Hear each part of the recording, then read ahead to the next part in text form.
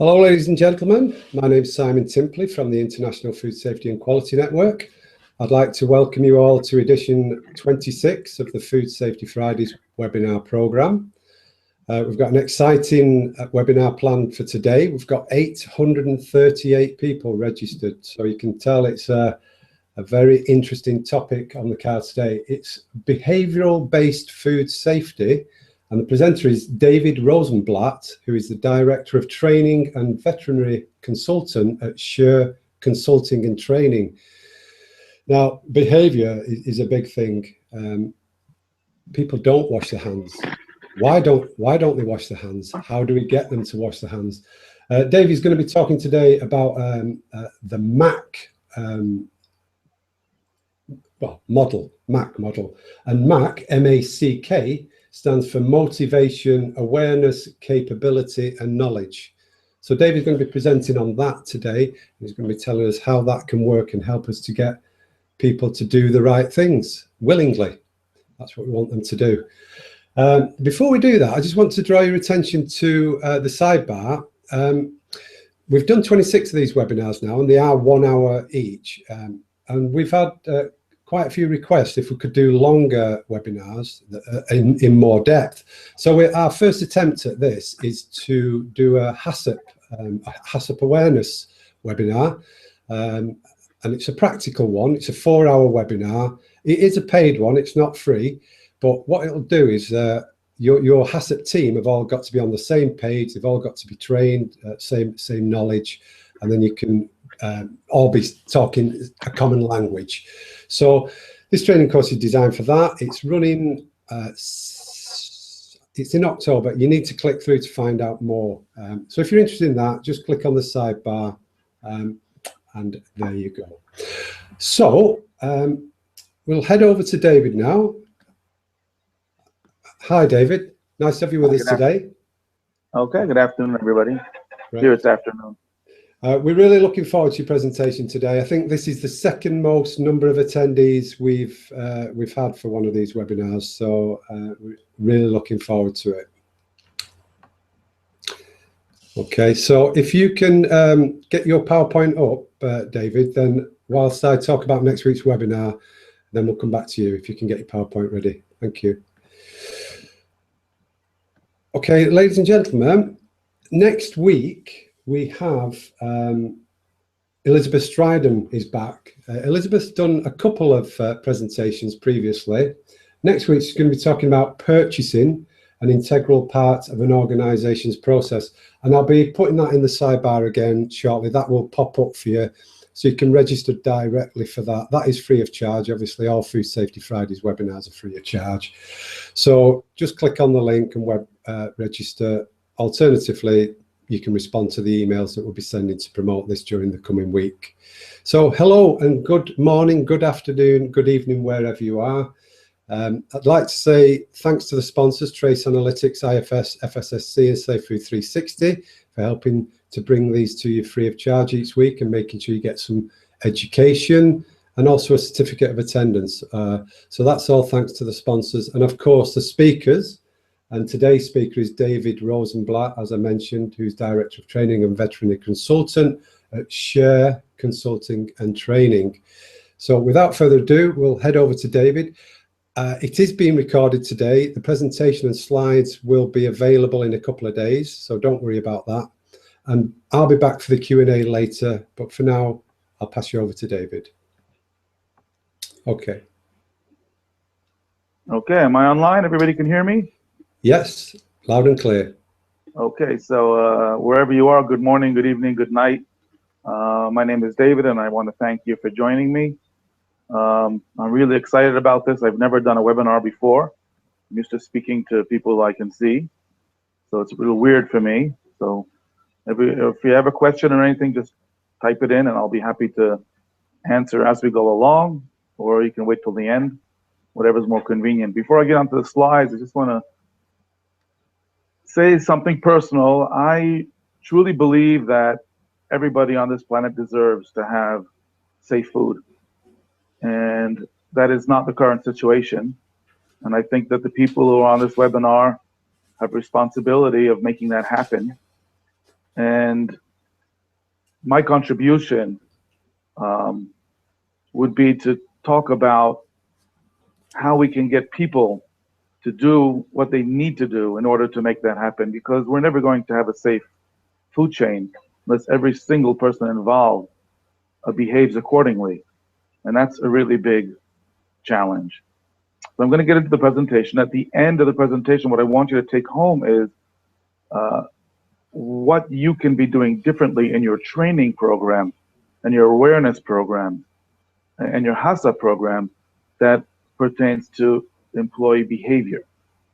So I have good news and bad news, and I'm going to start with the bad news like we usually do.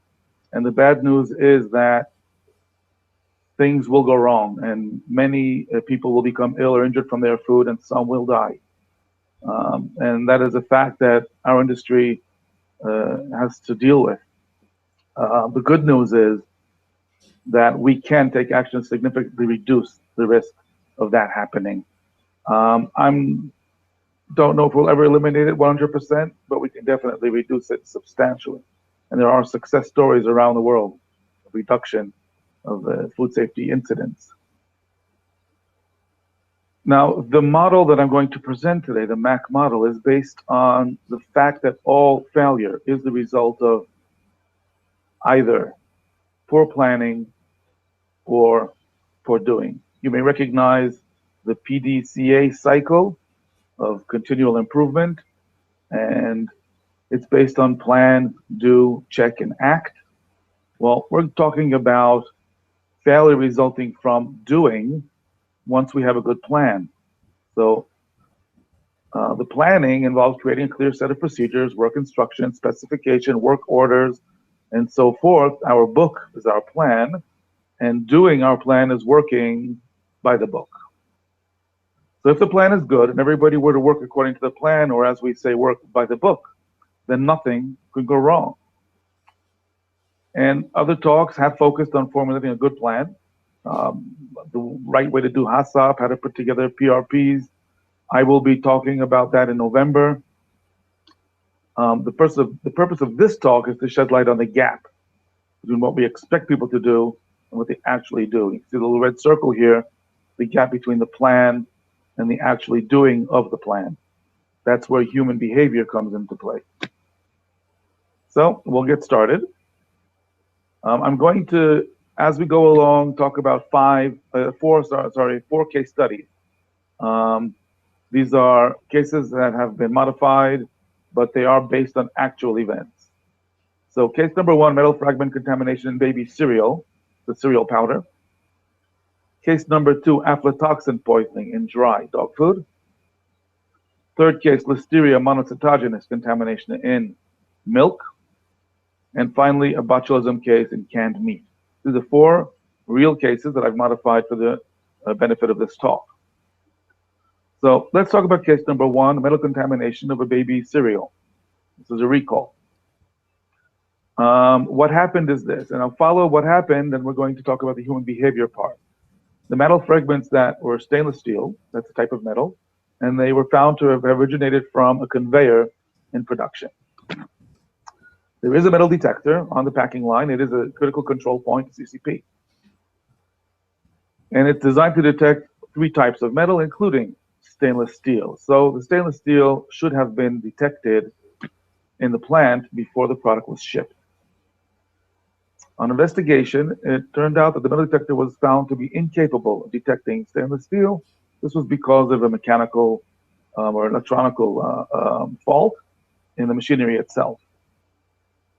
Now, according to procedure, the packing line operator must test the metal detector every 2 hours using 3 test probes: stainless steel, ferrous, and non-ferrous. In fact, the operator told us that he only uses the ferrous test probe and then marks the form as saying, okay, the metal detector works. His explanation for this behavior was, how was I supposed to know?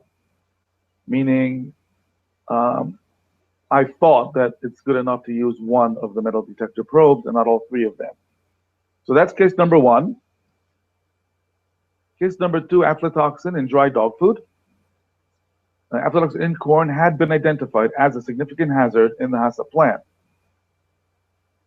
Screening of incoming corn was chosen as a critical control point. That was a CCP. Every batch of corn coming in is tested with using a kit to make sure that it's free from mycotoxins. There were monitoring procedures. They were well documented and established. The affected batch of dog food that was contaminated was traced back to one certain shipment of corn, and the records show that that shipment had not been screened as required. Past records show that screening has not consistently performed, so it has not been the first time that the screening of the corn wasn't done. The receiving operator who's in charge of doing that procedure of testing the corn, his explanation was this.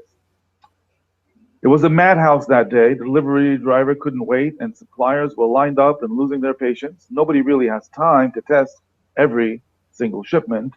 In other words, we don't really do it. It's just written down on paper. So first case, how was I supposed to know? Second case, it's impossible to do it. Nobody does.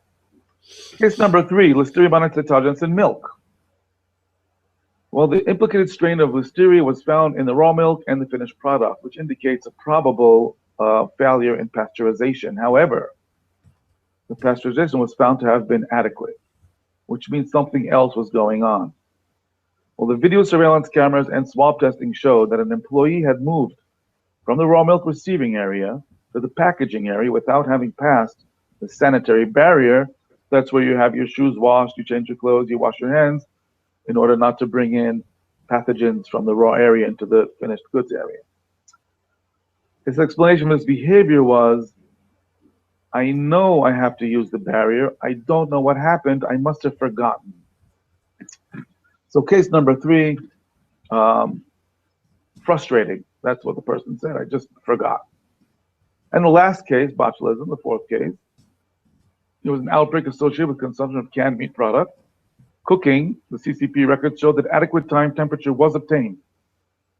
However, the thermometer was found to be inaccurate and showed a higher value than the actual temperature.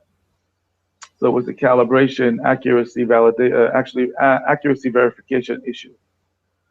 Now, according to the validation procedure, the monitoring device must be tested for accuracy by the cooking operator every day. So this is a mistake. This should say verification procedure. That's my mistake. It's a verification procedure. I apologize for that. So the monitoring device must be tested for accuracy by the cooking operator daily using a calibrated reference thermometer. In the inquiry, the operator admitted that she usually does not perform a daily validation. Her explanation was, I've been working here for 15 years, we've no problem. Testing the thermometer every day is pointless. So remember these 4 cases. Case number 1, we had somebody saying, I didn't know I was supposed to use all 3 probes. Case number 2, we have somebody saying, it's impossible to test every batch. Case number 3, we have somebody saying, I'm sorry, I just forgot. And case number 4, somebody saying, it's pointless, I decided not to do it. And we're going to get back to these 4 people as we proceed through the presentation.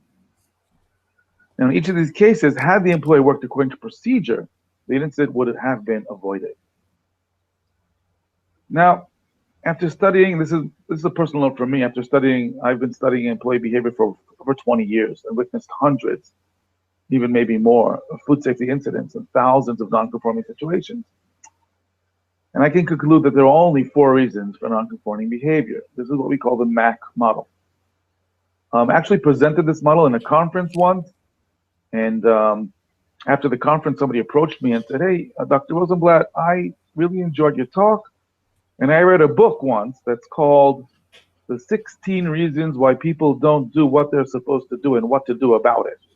There's actually a book by that name. I purchased it, and I read it, and once you go through it, we get to the same 4 major groups of reasons. Those 16 reasons are actually grouped into 4. And this repeats itself around the world in any culture. Lack of motivation, lack of awareness, lack of capability, and lack of knowledge. If somebody knows what to do, is capable of doing it, remembers to do it, and decides to do it, it will be done as planned. Now, not part of this presentation is what we call human error. Human error is something else. It's not something that we can teach. It's something we have to engineer out. And I won't be talking about, I will hardly be talking about human error today. I'm talking about things we have control over. Okay, now I'd like to hear your opinion. I've been talking. I want to take a drink of water while we do a little poll. So let's see how that works. In your opinion, what is the most common barrier to compliance? Is it motivation, awareness, capability, or knowledge? Okay, I've started that poll in the sidebar. The question is, in your opinion, what is the most common barrier to compliance? Is it motivation, awareness, capability, or knowledge? If you could just pop your answer in there, and we'll look at the results in a moment. What do you expect, David? Do you expect something to come out on top? Oh. Well, let's give it another few seconds. Yeah, it's looking like around 50% is motivation, 33% is awareness, and then 12 knowledge, and only a couple of percent capability. Well, 60% motivation now. Okay, that is what I would have expected. And some of the people who voted may change their mind by the end of the presentation. But I do agree that motivation is the #1 issue that we deal with as food safety specialists when we talk about behavior. That's why I'm going to be dedicating most of this talk to motivation. So we can move along. Yes, carry on, please. Okay.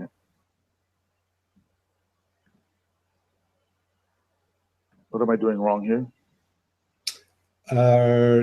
Oh, you need to be in your PowerPoint to transition. Oh, okay, there we go. Sorry about that. Yeah, it's fine.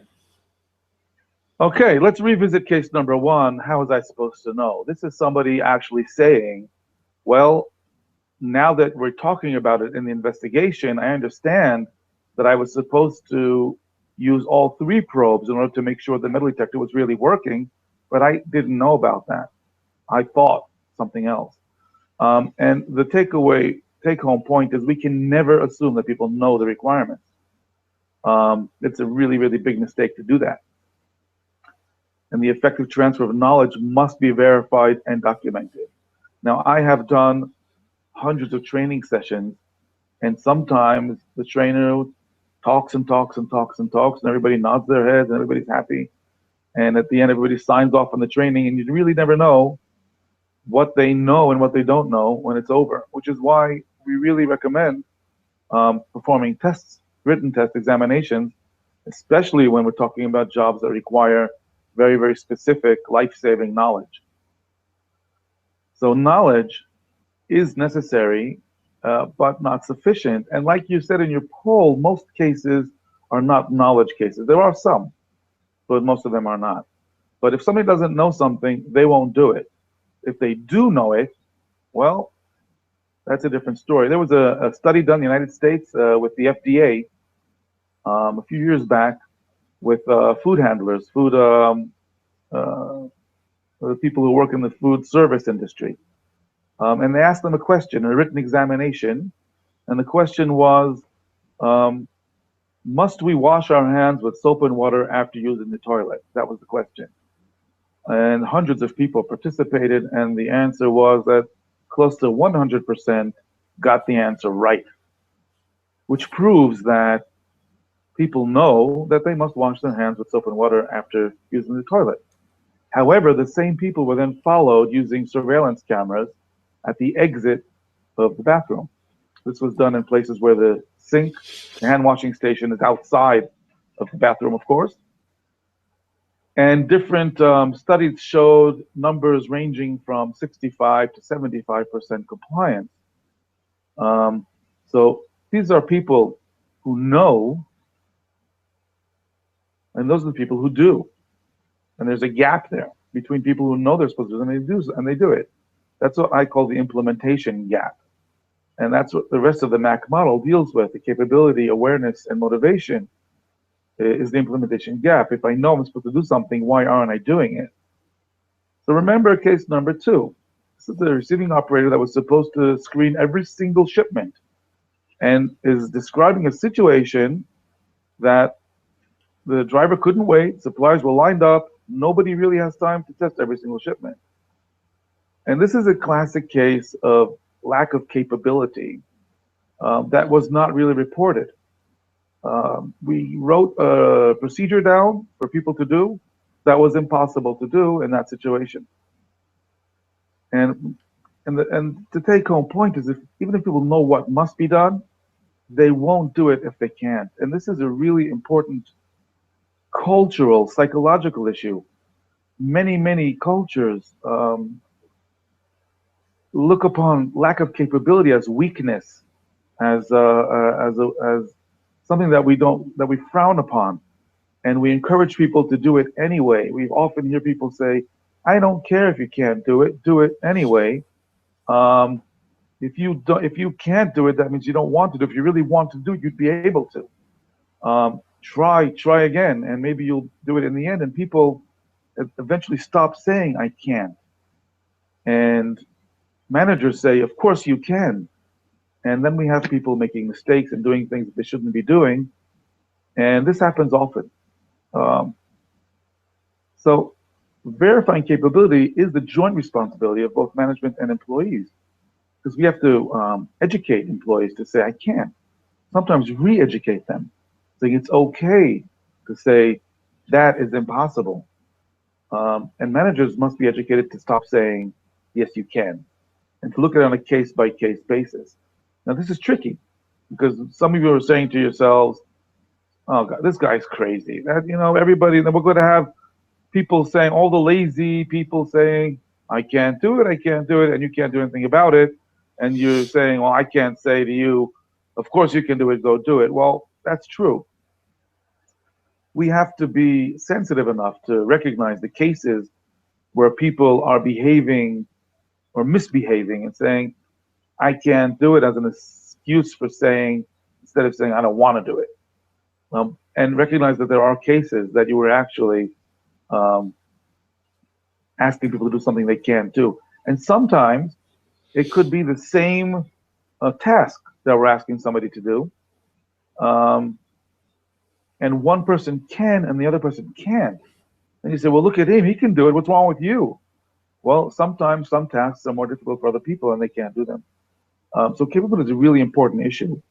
One of the ways of preventing lack of capability is involving the employees in the decision-making process and hearing from them as we put together a procedure or work instruction, if they think it's feasible or doable, and if not, what they think can be done.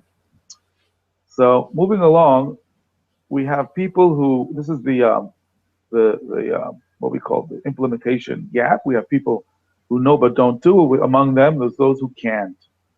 The next group of people are the people like the guy who said, "I know I have to use the barrier, I must have forgotten." And this is really interesting, because what he's saying is the knowledge is there and the capability is there, but I just forgot. And what we call awareness is often misused, the term awareness. Awareness means remembering something that we know. I want to show you a really interesting video that has nothing to do with food safety, but has everything to do with it. And after we watch it, we'll talk about it for a little bit. So, Simon, you want to get that video running, please? Yeah, I'm just going to load that video now. Once I load this video, it should come full screen audio, video, visual for you. And then once it completes, we'll be back with the presentation. Okay, so what we can see from get my slide back. What we can see from that video, the story about the forgotten baby syndrome, is how complex the human brain is when it comes to remembering things. Now, this guy who caused the Listeria monocytogenes outbreak actually killed 3 people, and a few women lost their babies, and it was a big tragedy. The factory, in the end, had to shut down. And this was because of one person's lack of awareness. which means that food safety often depends on little tiny decisions happening in the work floor. And that's something we can't afford to happen. We must make sure that everybody remembers everything all the time. Um, and awareness is remembering what one knows. And the brain is something like a warehouse. Let's try something. Every one of you, there's um, how many people we have out there now? 218. I'm sure some of you are married. Um, I'm going to ask you to remember in your mind, just to tell yourself, what is your spouse's birthday? Okay, I'm sure you got it there. Everybody should, everybody knows their spouse's birthday.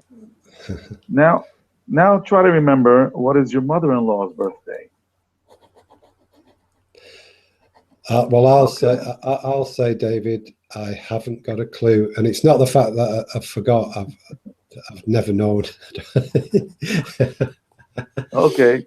Well, most people, it takes them a few more seconds to remember that second question. And the first question, what is happening in the brain is we're going to retrieve information in the warehouse.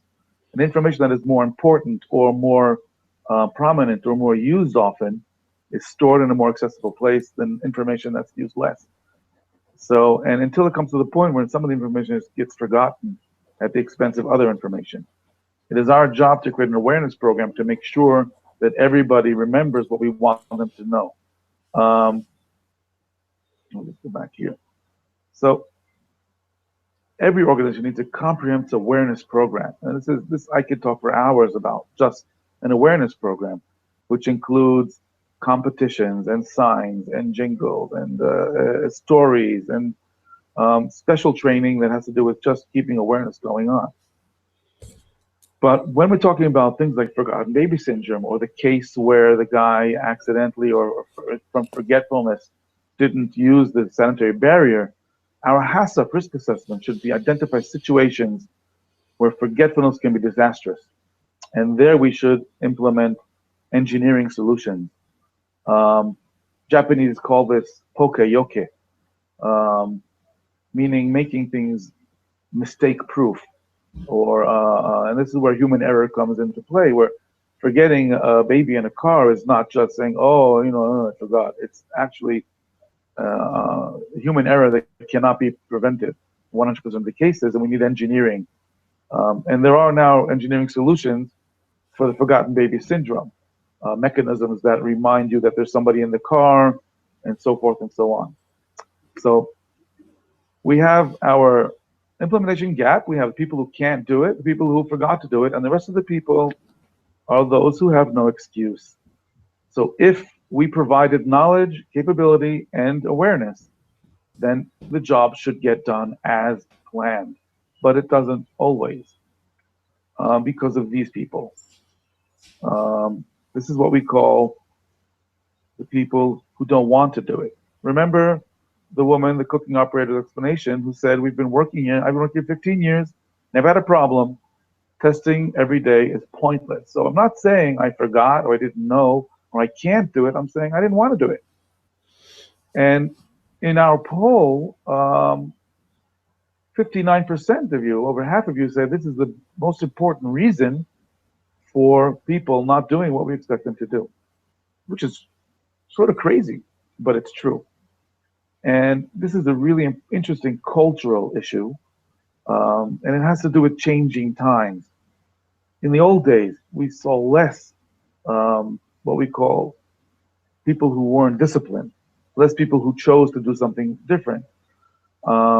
People were more obedient, and this is the fact that people today are less obedient is actually good news.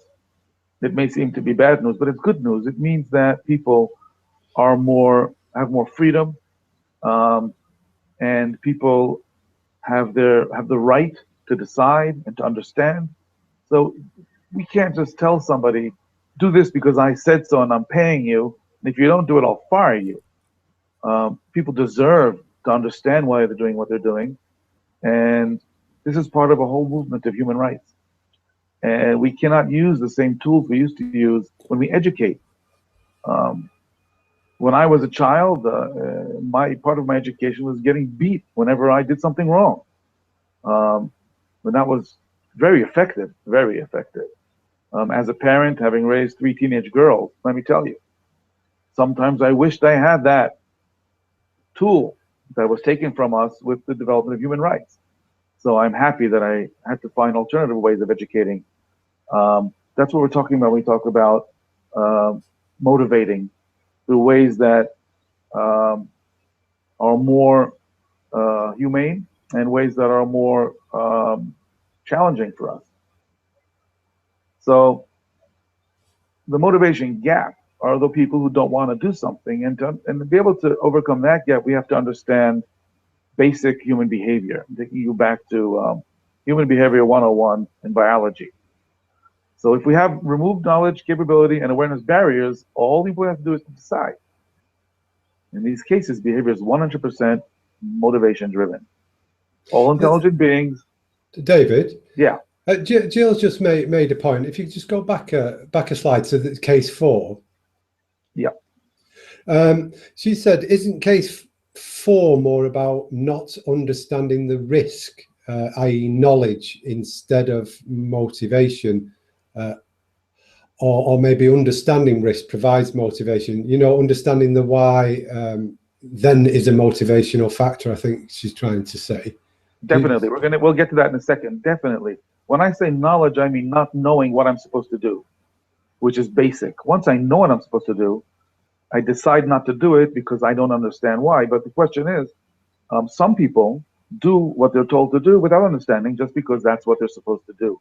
Mm-hmm. And some people need to understand the reason why. More and more people need to understand the reason why, which is what's going on in case number 4.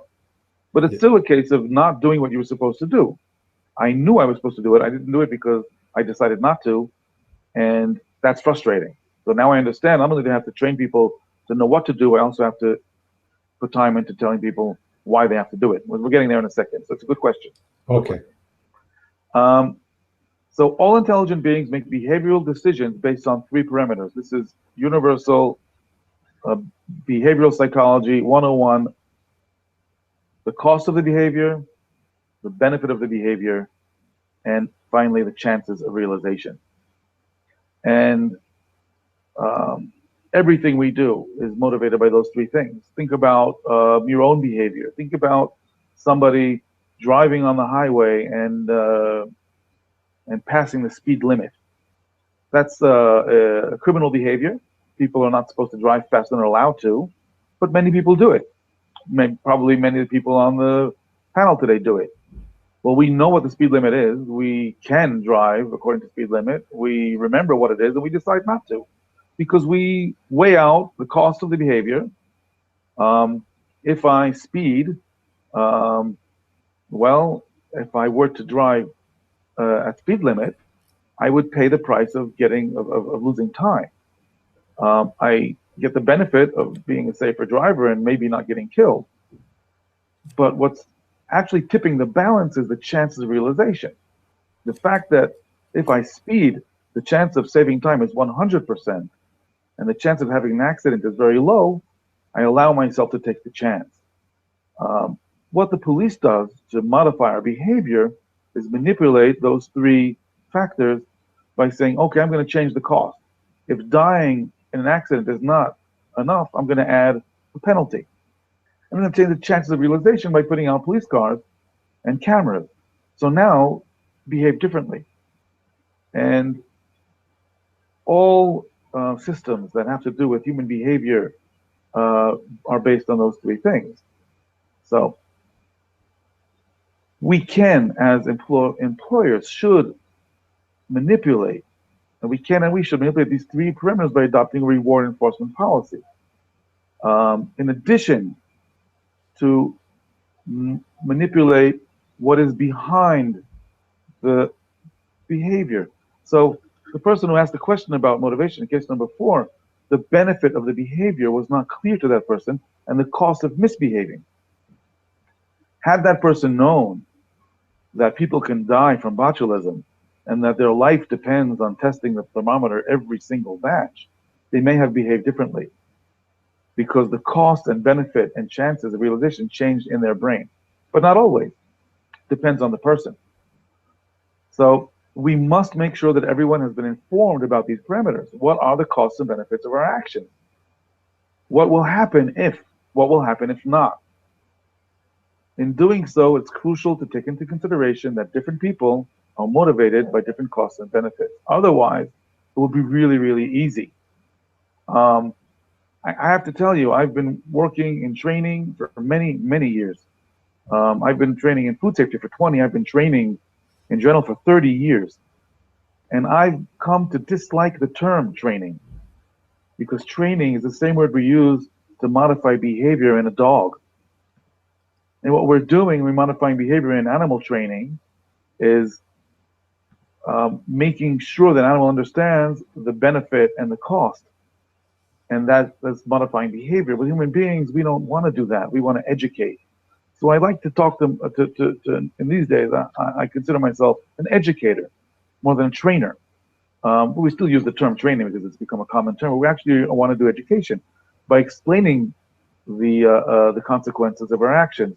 Because people are not dogs; they're intelligent beings, highly intelligent, and if they understand, then they will behave differently. But we must take into consideration there are different people who behave in different ways, and the human decision-making model identifies 5 profiles of decision-making. This is the 5-profile decision-making model, and you may relate to it. I'm going to take you through it within a few minutes, for a few minutes.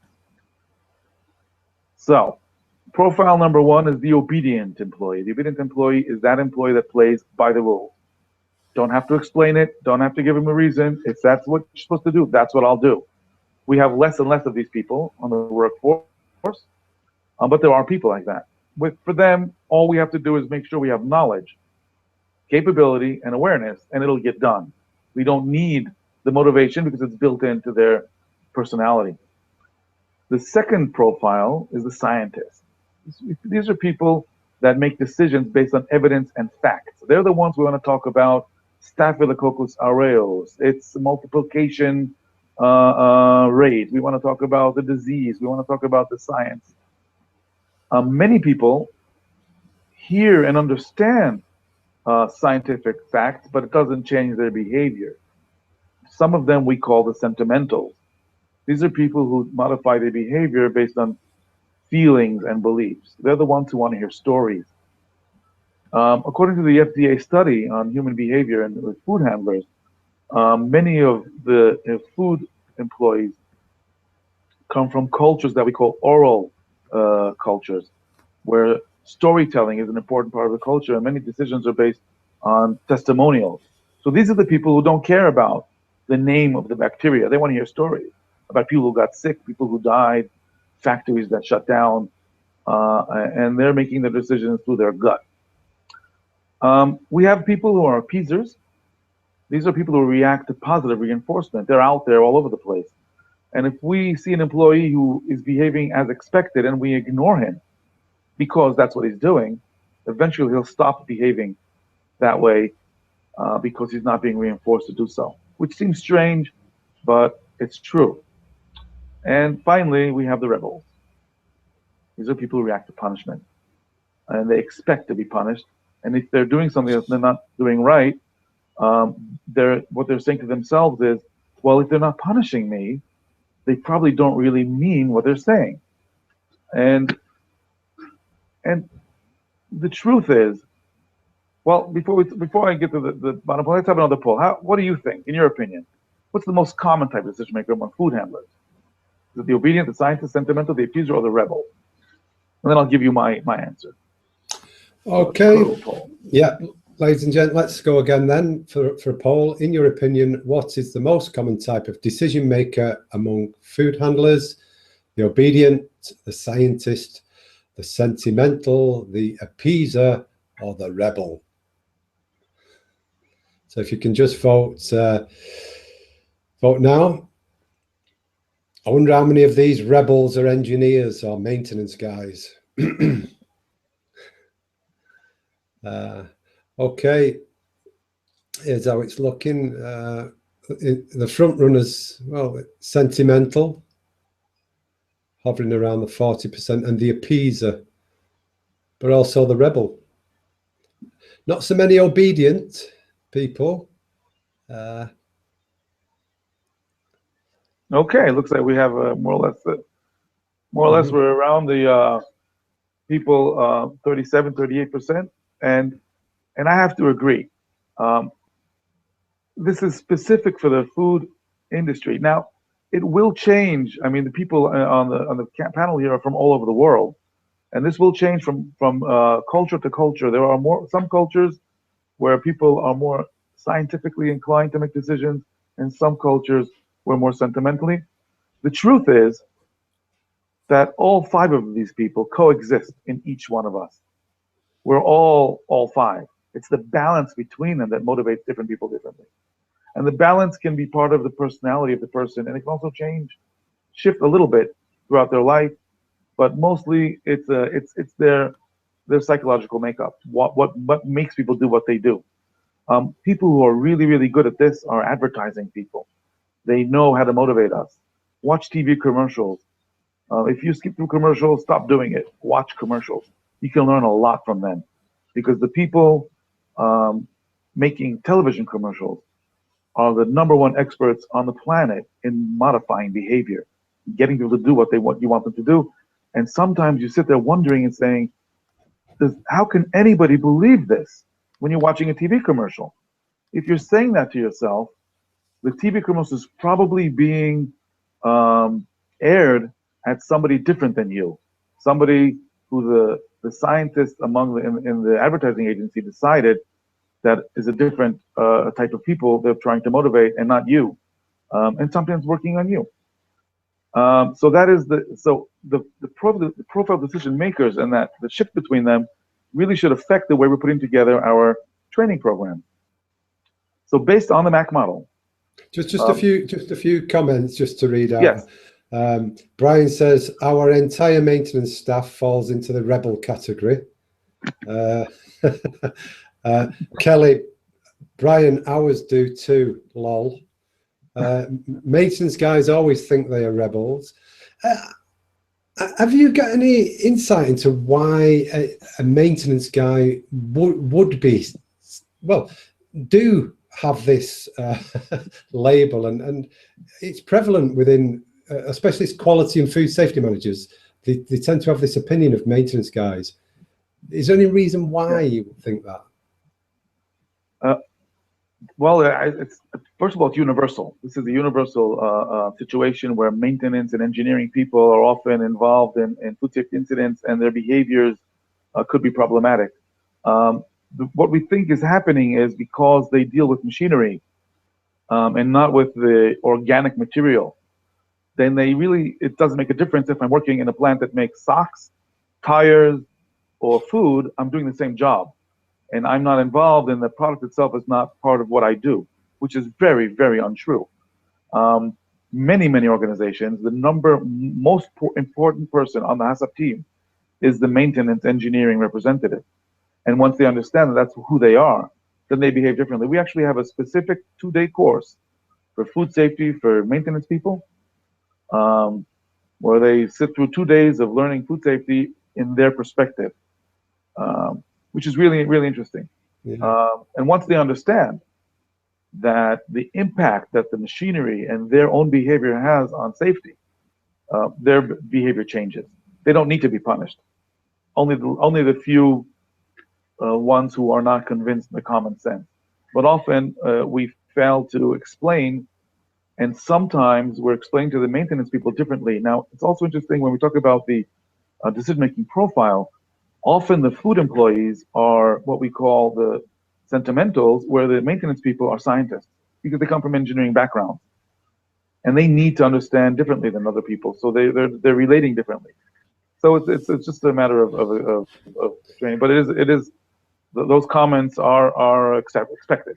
Yeah, just one other thing, David. A lot of quality and food safety managers come into the profession, and they sort of scientists, scientifically based, they write procedures, they're very, documents and things like that. And then they think, well, why don't people follow the procedures? Why don't they get it? Why don't they just do it? But I think you're sort of saying that in order for a food safety manager or a quality manager to be effective, they need to be almost a psychologist and understand, as we're doing now, human behavior and what makes people tick and what gets people to do the right things. Oh, definitely. I mean, the number of times in the beginning of my career that I finished a training session after having shown all of the bacteria and all of and people understand and they pass the test. It's not a matter of people being stupid or anything. They really understand, but that's not what makes them behave differently. Somebody can go through a whole session about how important it is to chill food as soon as possible after cooking it, and then they'll say to themselves after it's over, okay, I understand perfectly, but you know, my grandma, she always left the turkey out on the counter, and nobody of us, we never got sick. What is this? No, I'm not convinced. And behaviors don't change. And until I understood that people make decisions differently than I do, then behavior never changed. One of the great examples is dealing with allergens. This is a big issue in the food industry, allergen contamination. And to understand the concept, how important it is to keep allergens out of food, and all the employees must understand that, because they can go on break and have a sandwich and get their clothes with some dirty with some bread, come back in, or they can, and it's very difficult to explain the mechanism of an allergy scientifically. Well, we've been bringing in parents of allergic children to talk to the employees with enormous success in behavior modification. So I am, the big doctor. I've been a doctor for 20 years. I talk about the histamine and the mast cells, and nobody's doing anything differently. And then this woman comes in and says, I have a baby, I have a little kid, and I had to run to the hospital to my arm's dying because somebody in a company like yours made a mistake. And people modify their behavior. So it is true of the people representing the quality assurance managers, who are usually scientists, and the employees who aren't. Yeah. Okay. So back to the model. Based on the model, the following behavior elements should be included in your food safety management. So we're wrapping up now. This is the take home. What we want to make sure, it's a checklist, is included in your food safety management system. And this is recorded so you can go back and check yourself. And I put a little letter here in front, meaning which one of the MACK elements is this addresses. So A, make sure that employees are involved in writing procedures. Really important motivation. So break down the wall between the plan and the do. People who are doers should be involved in planning. This is done through HACCP teams, through improvement groups, through various different improvement suggestions, and so forth. Make sure procedures are clear and logical. Keep away from procedures that become tedious. So we can use pictures, we can use flowcharts, make procedures clear, logical, that'll help people understand and know what they're supposed to do. Have a system in place to receive and react to employee feedback. If people are giving us ideas, talking to us, telling us things, and we're not listening, or saying, hey, get back to your job, stop bothering me, we will lose their motivation very, very fast. Verify training effectiveness using written exams. Don't be afraid to do that. It's not a big deal. People should be used to the fact that if they're working in the food industry, they must prove their knowledge. If they complain about it, send them to work in a different industry. If their behavior affects human life, they have to prove their knowledge. Encourage employees to say, I can't, and discourage managers from saying, yes, you can. This is a change in culture. Adopt a dynamic and comprehensive awareness program. Lots of advertising. Look at your advertising agency. Ask them to help. If you're paying an advertising agency a lot of money, ask them to come talk to you about what they think you can do to advertise better, meaning make awareness stronger. Adopt a transparent and fair reward and punishment program. Using a punishment program without a reward program is not going to work. It'll make people afraid, and we don't want fear in our organization. But if you have a reward system and a punishment program alongside it, people will appreciate that.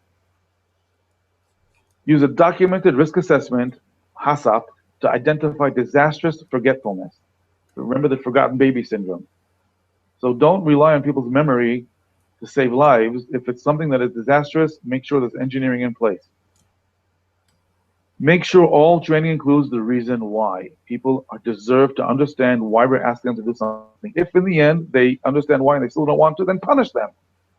But first, give them the opportunity to understand why we're asking them to do what they're supposed to do. So, to wrap it up, an effective behavioral-based employee training program, which is the type of work that we do as a company, should include fun, active, personalized, non-classroom learning in small groups, multiple short, frequent sessions, so 5 to 7, 1.5, 2-hour sessions every 3 to 5 weeks, keeping people always on time. Measure effectiveness before, during, and after. We use a 4-tiered training effectiveness measure, which is called the Kirkpatrick system or method, named after Kirkpatrick, who invented it, and meaning that we test satisfaction. Did they have fun? Did they understand by testing knowledge? Has their behavior changed? We do that by watching them behave, observations. And can we really see results? At the end of the day, do we have less customer complaints, less microbial deviations, and so forth? That's what we call the 4-tiered effectiveness measure. All failure is a result of either poor planning or poor doing. Remember that? Well, now I can say at the end of the presentation that poor doing is the result of poor planning as well. So it's always going to go back to planning. If people aren't doing what they're supposed to be doing, something in our planning is wrong. So that our time is up, and if anybody has any questions, I'd be happy. Super. That was absolutely fun. Can you just go back a couple of slides? Yeah, that one. Well, this is a educational webinar. Was it fun? Yeah, I'm sure there was a bit of fun in there. There were lots of comments in the sidebar. Active. People were participating in polls. It's non-classroom based. Well, it's not a small group actually, and it was quite short. Hopefully, it's been effective. I mean, you can stop sharing your presentation now, David. It was if a presentation can be beautiful, it was beautiful. I've not said that before about one of these presentations. It was absolutely wonderful. Yeah, absolutely fabulous. I mean, I wrote those things down. The 1, 2, 3, 4. Didn't know, not possible, forgot, pointless, and I was putting things down. You know, keep things simple. Tell people why. Refresh them regularly. Check that they've learned. Mistake proof. Use. But yeah, a lot of take-home messages, and I'm sure quality managers, it's helped to expand to understand what makes people tick and do the right things. Understanding human behavior. I'm sure it's been a great primer for that. So let's see if we've got any questions. Corey is asking, can you speak of intrinsic motivation versus extrinsic motivation? That's quite a deep one of motivation. Can you answer that, David? The intrinsic motivation is worth understanding, but we don't really have any way of affecting it as far as I understand. So it's what somebody brings with them from their beliefs, their culture, what they come to work with. And that is their personality. That is their profile decision maker, who they are. And we can understand that by asking them, talking to them, and knowing who we're dealing with. But we can't affect it. We can affect the external, the extrinsic motivators, which is the reward and the punishment, and making sure they understand the benefit and the cost of behavior. I just want to say one more thing about that is many managers don't really know their employees. And that's why we make sure that we do these training sessions to modify behavior in very small groups and meet them again and again. And our trainers actually know who the people are. They know their names, they know a little bit about their background, and they understand what makes them tick, what type of decision maker they are. And that way we can actually design the training to meet them. Yeah. I mean, I can literally not keep up with the comments coming in the sidebar to try and find questions. It's fantastic. I mean, Laura's put a good point. This kind of training would be great, but it's difficult to spend all this time with employees. You know, Okay, if you could, sorry, David, if you could say, okay, recognizing the time off the job, time with employees is limited, could you say something that could be done quick and easy that could be most effective, that would help people? I'm really happy about that question. I often, managers often say, you know, oh, that's too expensive. You know, I can't pay that much for training. And it's really, people don't understand that what you're paying for training is not the trainer. I mean, I take a lot of money for training, happy to. But that's not what you're paying. What you're paying is the time that people are not on the work floor doing their job, but they're sitting in a classroom, and that's the real cost. Now, if you put together training hours throughout the year, you probably have a quality day, quality happening, food safety day. All the employees together meet in the dining room, or and they talk about, and you have lectures coming in and talking about food safety and awareness and so forth. And if you put together those hours, you're spending the same amount of hours as you would be if you met them for 2 hours at a time, or 1.5 hours at a time, 5 times. And so the employee is out of the work floor to have this type of training the same amount of hours as doing concentrated training. But you are paying more because it's in small groups, but not paying more of the loss of people losing time on the work floor. Because it adds up to, if you do a training program that people are meeting the trainer for 2 hours, 5 times throughout a year, then you're actually having 10-hour training, which is a day and a half, which is what you're going to spend on training anyway. Yeah. So. Fantastic. Okay. Just a couple of comments there. Bria said she's going to rewatch it at least twice, and she's going to share it with senior management, as this is our problem at our facility. We also have managers in their roles that have never been trained or motivated properly. I do want to say something about that as well. When we do employee training, when our company delivers employee training in this type of setting, it always happens alongside of a management seminar. So top management and middle manager, they participate in their own specific seminar where we teach them this language and make sure that they're on the same page as us. Because if you don't do that, it will backfire. And it has happened where management has not been on board, and these trainings have backfired. Because people get really excited about the training, they get all motivated, they want to change stuff, they're really happy, and they want people to listen to them for the first time. Start saying, well, you know, I think we can do this better, and so forth. And managers, if they're not cooperating, then it can backfire. They'll say, oh, you know, this is, you know, it's BS. Yeah. Okay. And Michelle, I'm sure that this is great feedback for you, David. What a fantastic presentation, made so easy to understand. I have had a light bulb moment concerning some of our staff that just never seem to get it. Thank you.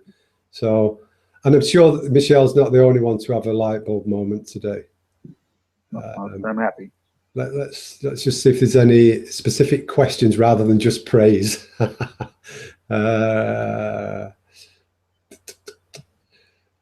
Some people are asking for information on the maintenance training that you've mentioned, which I'll pass on to you, David. And then okay, we can. Yeah. We'll have to do that with email, and if there's some kind of a chat room or something, then I'll put some information on that. I'll pass that on to you, David. Great. Okay. No, I think in terms of questions, we've exhausted the questions. There's a huge amount of comments in the sidebar. It's possible that we have missed some. So what I'll do is I can collate all of these. We'll post them on the IFSQN forum. And if there are any unanswered questions, I'm sure you'll be happy to answer those, David, would you? Of course. Okay. Well, all there is to say then is that it's been a wonderful presentation. Thanks for your time today. And thanks on behalf of the attendees and the IFSQN community. It's been fabulous, and looking forward to your next presentation. So thanks very much, David. Welcome. Have a great weekend. Yeah. Thank you. Okay. That was great, wasn't it, ladies and gents? All there is now is to deliver your certificate. Not only have you had a fantastic free seminar today from an absolutely fantastic presenter, David, you've now, ignore the image in the sidebar. If you click the download now button, you'll be taken to a page, and on the right hand side of that page you should be able to download your certificate. It should be the correct certificate. So if you can, I'll leave that there for a short while for you to download that. If you don't get it today, we'll be following up with an email in a couple of days, and it'll have the a copy of the PowerPoint presentation in PDF, the recorded video, a link to the discussion forum topic on this, and also the certificate. So you will get an email.